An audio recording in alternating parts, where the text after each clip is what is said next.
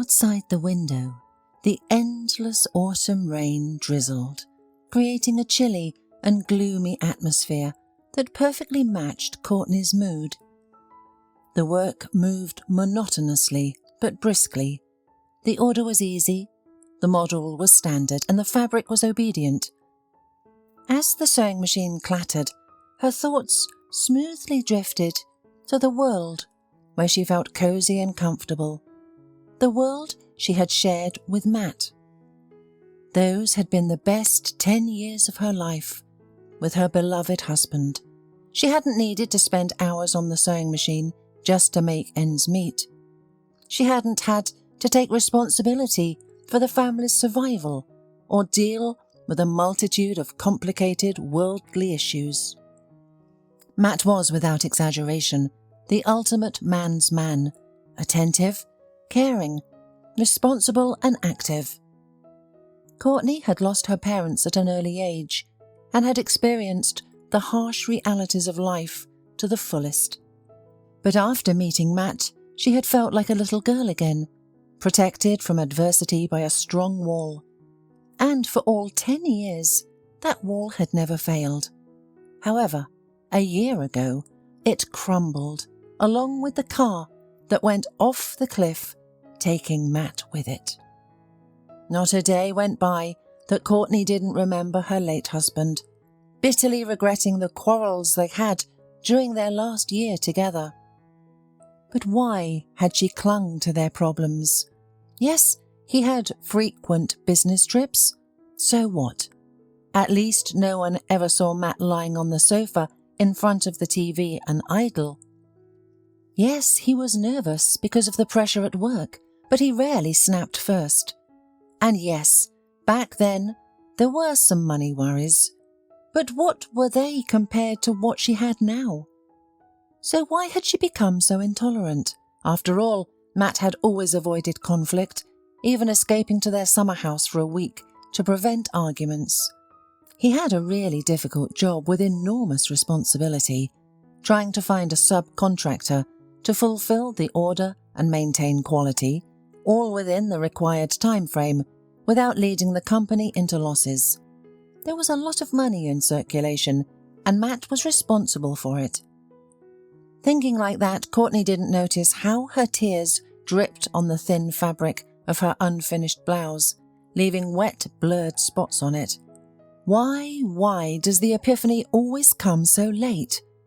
Why do we truly begin to appreciate only what we have irrevocably lost? Courtney bitterly realized that no one would take time out of their busy schedule to just ask, "Dear, how are you?" But dear Matt called even from the other end of the country, and from hundreds of kilometres away. You could hear in his voice how tired he was at that moment. And this summer house, which she hated so much because her husband preferred solitude there over her companionship here. It was actually just a den for him, a place where he could escape the tension in their family. And this summer house was now the subject of much thought. Money was catastrophically lacking because the earnings from sewing were little. And then there were these loans, with the interest too, unbearable.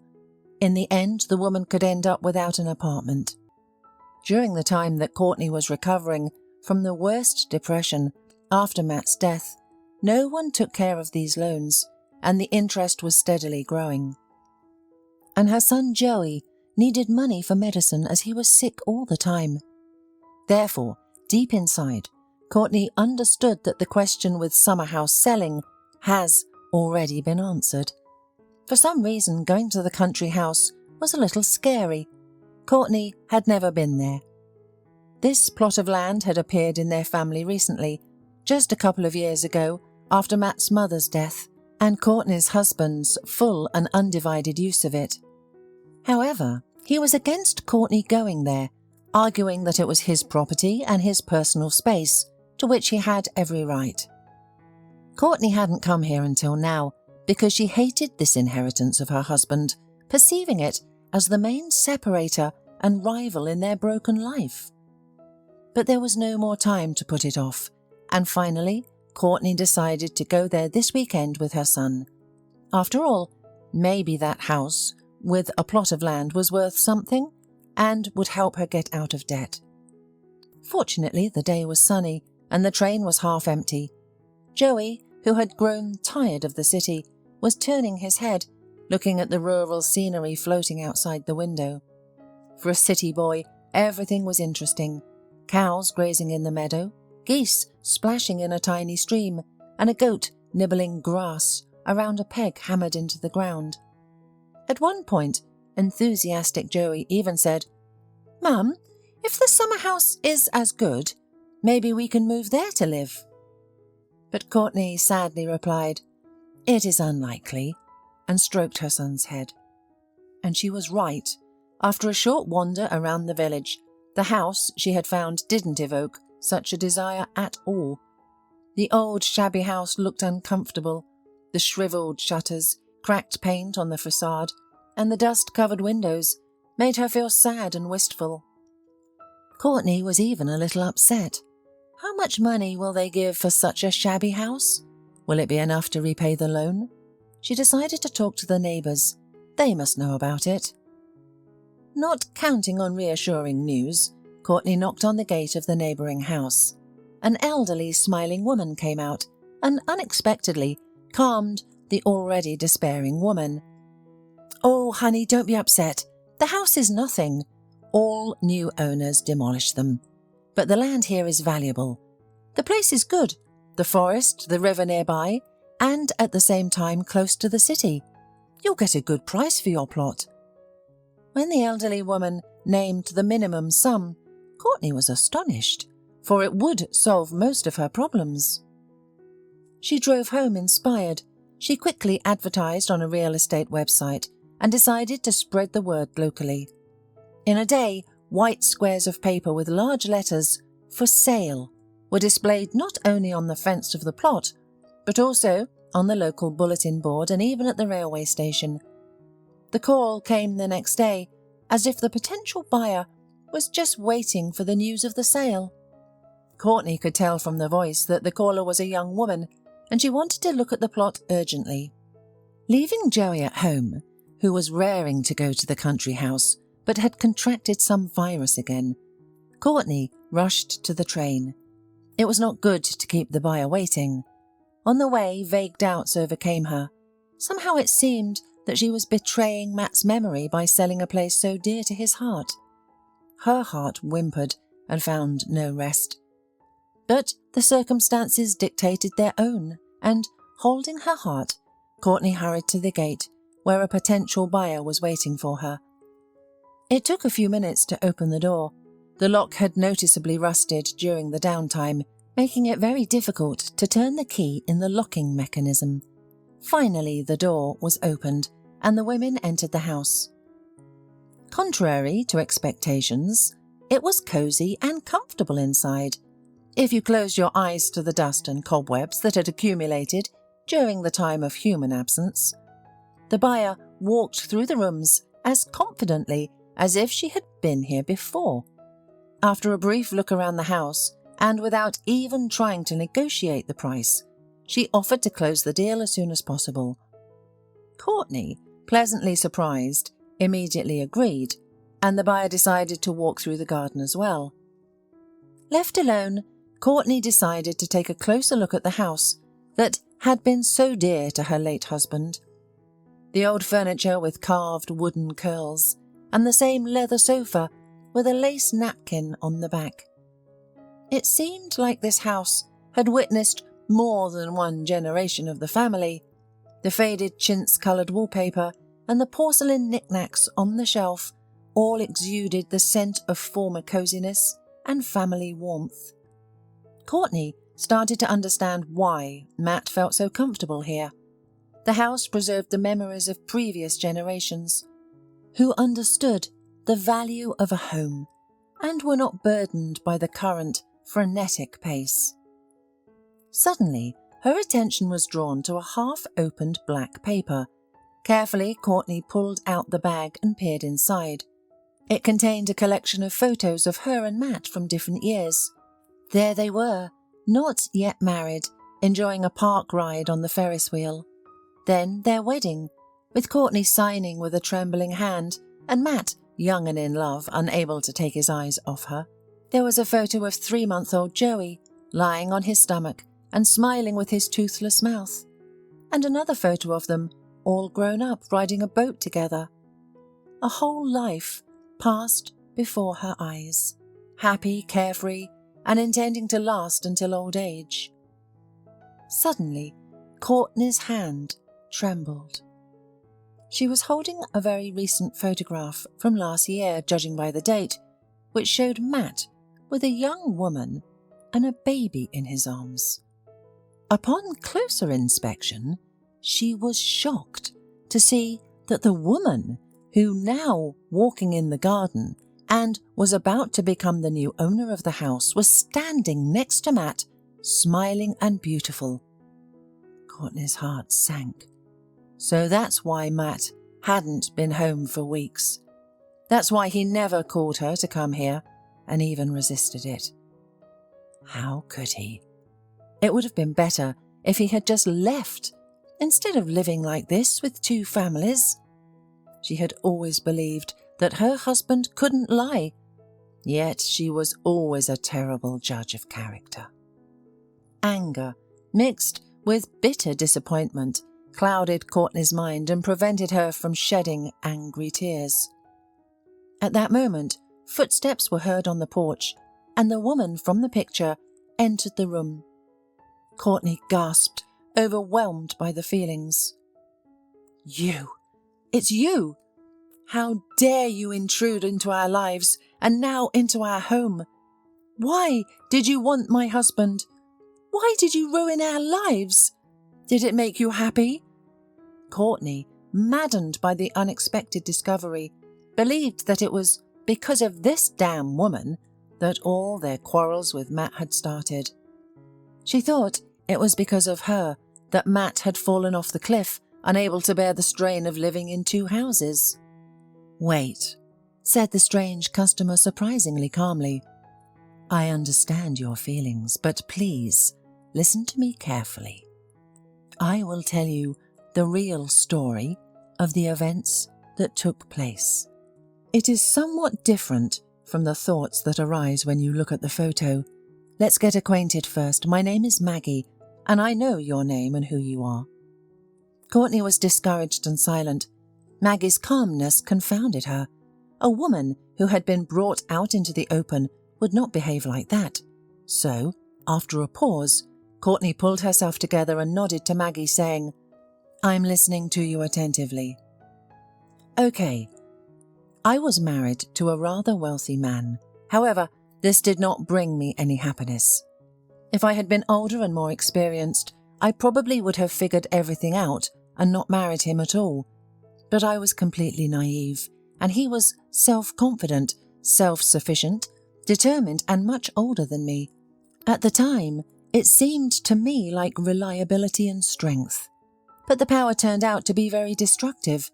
Rapidly after the wedding, the gallant cavalier turned into a domestic despot. He considered me as much his property as his house, his car, and his firm. Even the security guard had more personal independence because he could resign from his job. I was condemned. Sentenced to hang on his every word, sentenced not to have any opinion of her own, but only to listen with the instinct of a chained animal to all the nuances of his mood. I couldn't have anything personal, no friends, no relatives, no interests, not even pocket money. Only he, my lord and master. At first I loved him, attributing his difficult behaviour to the challenges he had faced, and even naively hoped to soften him with my love. But all hope abandon ye who enter here. It turned out to be a complete utopia. I still don't know exactly what in his life caused such inferiority and thirst for absolute and despotic power. At first, the hardships were only mental, and then he began to assault. That was the first time I tried to leave, but I was caught halfway and brought back. For science, I still have a scar from a cut with a broken whiskey bottle. And then I realised I was pregnant. My husband slowed down for a while. No, there was still no freedom, but I tried to keep my fists to myself. In due time, David was born, a strong, healthy boy. And then it started. In his opinion, sometimes I didn't smile warmly enough when my husband returned. Then I was too busy with the child and didn't listen very attentively. Then I dropped the fork while handing it to him. The punishment followed instantly, and it could be anything. The fear for David that he would be left without me in the clutches of this monster grew every day like an avalanche. And one day, this avalanche broke loose. I accidentally smashed his favourite statue of an Indian dancer while cleaning. He could contemplate it for hours, and it always brought this despot to a relatively peaceful state. I couldn't imagine what would happen to me. Horrified, I grabbed the child and ran out of the house. And where could I run to? Security was everywhere. Fortunately for me, there was a shift change, and the guard, who had just finished his shift, drove his car to the gate. Taking advantage of his conversation with the new shift worker, I quietly got into the trunk unnoticed. The chances of escape were of course slim, but even one chance meant a lot to me. The car started moving and thankfully David fell asleep. After a while, I realised from the sounds that the car had stopped at a gas station and the guard went to pay for gasoline. I couldn't wait any longer. I opened the trunk and jumped out in front of the astonished gas station attendant on the ground, running away with the baby in my arms. There was a railway station nearby, and I managed to jump onto the train that was already prepared to depart. The gas station attendant apparently preferred not to get involved in a strange case, so there was no pursuit either along the train or at the next station. But I wasn't deluded. As soon as my husband returns home, he will immediately order a review of the security cameras and send his people on our trail. Therefore, after recovering a little, I got off at an unfamiliar village after a couple of stations. It was getting dark. Slowly the rain began to fall. I walked along the side of the road with a whimpering David, having absolutely no idea what to do. Suddenly, a car slowed down nearby. I was startled, but the man behind the wheel was alone and politely asked if he could help me with anything. I had no other choice. I got into the car at my own risk and told my story without hiding anything. Matt brought us to this house and told us to settle down for the night. And then he asked me to live here. I swear we never had a relationship. He was loyal to one woman and loved only you. He was also deeply concerned about your family's frequent quarrels. Despite his outward masculinity, he was vulnerable. He would often show me your family photos and reminisce about the smallest details of your life. Perhaps it was easier for him to trust me as a stranger.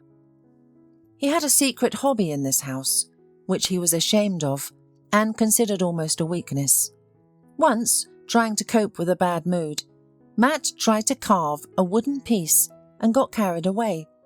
Interestingly, the more troubled he felt, the more beautiful the wooden figures turned out to be. His main focus was on creating natural-looking beasts. He even attempted to sell them, and they were quickly bought at good prices. That's how I quietly and secretly lived here, until I learned that my husband had a massive stroke during another fit of rage, rendering him helpless like a child. I immediately arranged for him to be placed in a private clinic, and now I am the legal manager of his funds due to his complete incapacity. "So, what do you need this summer house for now?" asked Courteney, who had become subdued. "As a memory? A reminder of the misfortune, the good man, and the fact that desperate determination sometimes yields results. It is also a testament to the fact that real miracles can be performed by ordinary people." Courteney returned home in a sad and contemplative mood. how poorly she knew her own husband. Even a complete strange woman had gotten a better look at him than she had. Matt, it seemed, was almost afraid of appearing weak to his wife and not living up to his reputation as the invulnerable head of the family.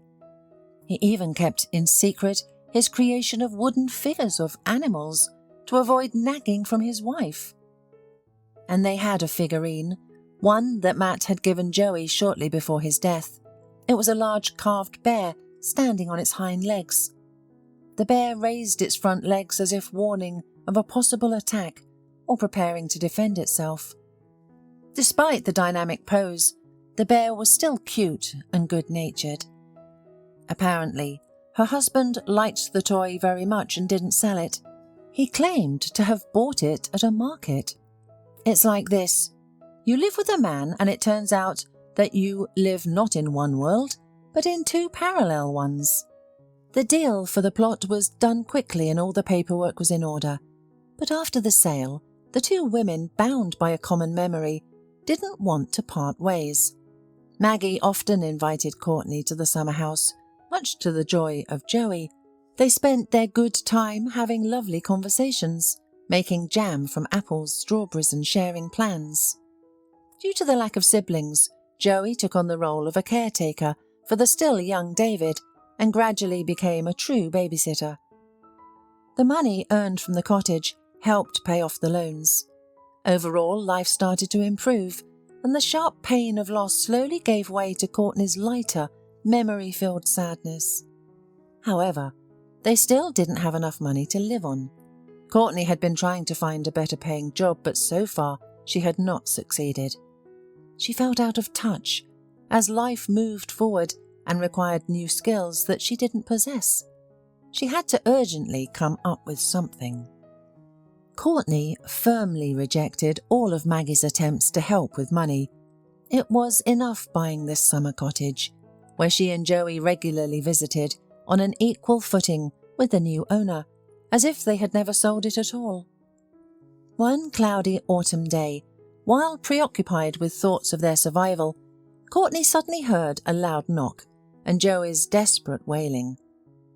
Rushing into the room with her heart pounding, she discovered a carved wooden bear with a broken paw that had fallen from the shelf, and her son sobbing inconsolably over the damaged toy.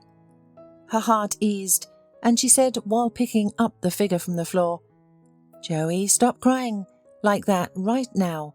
You scared me half to death. It's made of wood. You can glue it back together." Curiously, but the figurine was hollow inside. Intrigued, Courteney shone the flashlight on her cell phone and looked inside. To her surprise, she found money wrapped in a tube, along with a printout from a website selling handmade works. Overwhelmed, Courteney quickly sat down in a chair. "Matt, you're still helping your family even after your death. Why did you hide your talent? The carvings you made with love brought in so much money. I guess you wanted to surprise your son later when he's all grown up, but you didn't have time." Unable to contain her emotions, Courteney covered her face with an apron and burst into tears, releasing the sorrow from the depths of her soul. The broken bear figurine became the catalyst for Courteney to start her own small business. After much consideration, she made a seemingly unprofitable decision. Courteney chose to sell flowers. Yes, it was a demanding and fickle product, but it was also familiar and close to her heart. Courteney had loved flowers since childhood, planting them in abundance on windowsills, in the entrance garden, and in her grandmother's front yard. Flowers were like special creatures to her, each with their own unique traits and even moods. She could talk to them, sing soulful songs to them, care for them, and witness their buds and young leaves bloom in response. Courteney firmly believed that success could only be achieved in a business that one truly loved. Therefore, she chose to focus on flowers, both indoor and cut flowers. Soon, Courteney opened a pavilion in town. From its windows, tight rosebuds carnation blooms, sunny gerbera caps, and a variety of azaleas, orchids, violets, gardenias, and other exotic flowers from warm tropical countries looked out on people. The trade flourished. Courteney, knowing the character of each plant, willingly shared secrets and care tips with customers. She mastered the art of creating floral compositions and immersed herself in studying the peculiarities of flower sales. Her innate taste and sense of style became invaluable assets. The compositions she created were exquisite and unique, and Courteney gradually started building her own circle of loyal customers, which of course included Maggie. Immersed in floral advertising brochures, the women already planned their spring gardening at the summer house. They discussed which flowers and bushes to plant, where to create a flower bed, and where to place the curly stems of clematis and bush roses. Unbeknownst to them, February passed by in cares and troubles, and with it came Matt's birthday. The women gathered at the cemetery. The day was clear and not too frosty. Attending the church before the cemetery gave them a special mood, and the grief of their loss took on new notes of reverence for the inevitable eternity. The cemetery was deserted. "It's a symbolic triumph of life over death," Maggie said thoughtfully, tossing some peanut kernels she had found in her pocket onto the trampled snow. To reach Matt's grave, they had to walk through the deep snow that covered the graves, resembling a fluffy, untouched, snow-white carpet. The grave mound was barely visible under the snow, and from a small monument made of marble chips, the smiling, lively face of the man who had meant so much to both women looked back at them. Courteney, unable to hold back her tears, sobbed, while Maggie remained silent and composed. "We couldn't even put up a proper gravestone for Matt," Courteney sobbed through her tears. "Do you really think the deceased need gravestones from us?" Maggie suddenly raised her eyes sternly. "They need our memory. And a gravestone is just a way to console ourselves, to say, 'I did everything I could, I spared no expense.'" The women stood for a while longer. Courteney asked her husband's forgiveness, while Maggie whispered a quiet prayer. The short winter day was about to enter its evening. Embracing each other, the friends made their way to the cemetery exit.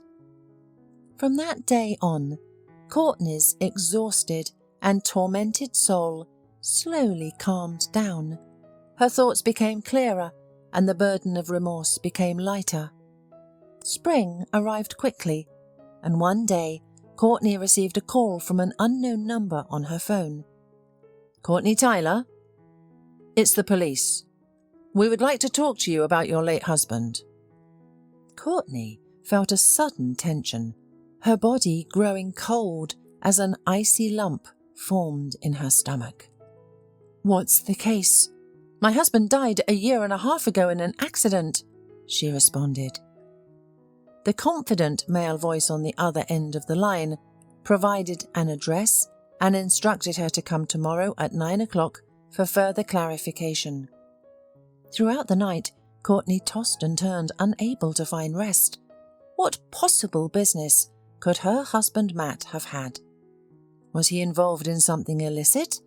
She couldn't fathom what wrong her law-abiding and morally upright husband could have done.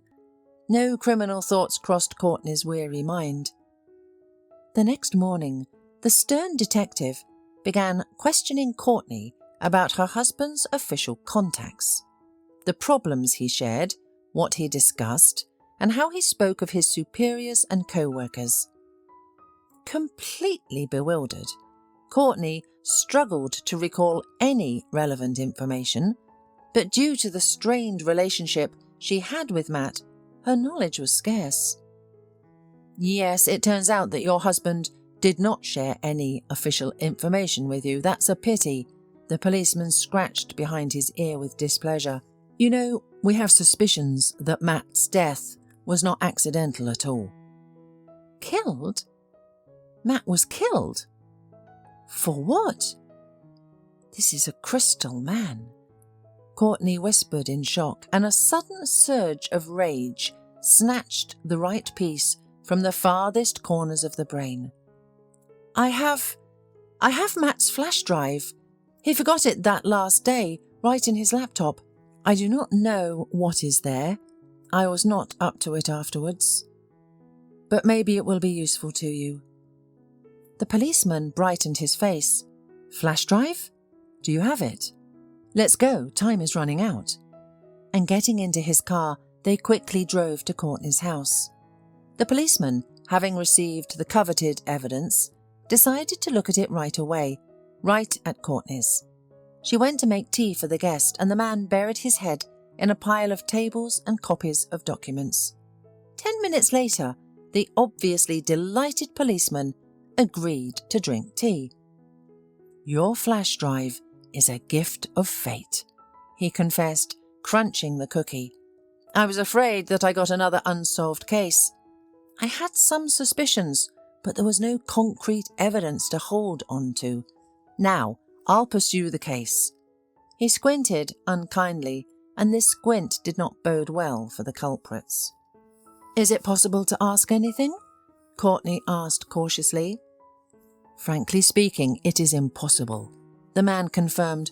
We will see this case through to the end, and then you will find out everything. To fill the impending silence, he asked, Is it difficult for you and your son without a breadwinner, perhaps? It's not like that anymore, Courtney replied. I managed to open a flower kiosk. If you come to my shop, I'll put together the best bouquet for your wife. The policeman suddenly frowned. A bouquet won't be necessary. I buried my wife 3 years ago. Ectopic pregnancy, bleeding. We couldn't save her. Now my Benny and Tommy are growing up without a mother. Do you have sons? Courtney asked. Not just sons, but twins, the man smiled. Well, I must be going. Thank you for the tea. If there's anything else I can do to help, Courtney stammered. Oh, I don't even know how to address you. My name is Gunther. The policeman smiled and hurried to the car. The case of Matt's death was truly brought to a close. During the trial, Courtney discovered that her husband had uncovered information indicating that some members of the company's management were embezzling money by using fraudulent documents to divert funds into their personal accounts. Unfortunately, he didn't have the opportunity to share this with impartial members of the board of directors. The SUV that abruptly cut him off while overtaking successfully achieved its goal. Matt lost control of the car and plunged off a cliff. Gunther personally invited Courtney to the hearing. It was incredibly difficult, but in Courtney's opinion it was absolutely necessary.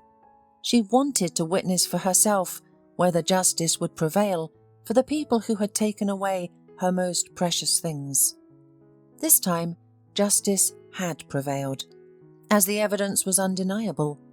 However, to her surprise, Courtney did not feel much relief. Matt won't come back anyway, and she believed that these people were blind men playing with each other's lives and unrepentant. A few months later, Courtney was cleaning up the withered grass on Matt's grave. This time, she was alone.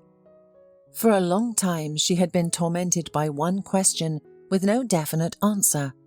Finally, she gathered the courage to speak to her dead husband, looking at his smiling picture on the monument. Matt, please don't take offense, but I have to tell you something. The policeman who was involved in your case and gathered evidence against all the culprits, well, he proposed to me. He's a widower too and is raising 2 boys on his own. It wouldn't be good for them to grow up without a mother. And Joey is growing up. He could use a strong father figure. Gunther. He's a good and reliable man. Matt, would you be upset if I accepted his proposal? Courtney stared intently at her husband's picture, as if he could truly answer her. But Matt's smile remained the same, forever cheerful and young. Gradually, the tension that had built up inside her began to dissipate, replaced by the calm confidence of someone who had made the right choice in life. "I'll try to be a really good wife this time," Courteney thought, as she raked the gathered grass into a bag and placed a bunch of bright crimson terry asters on the gravestone.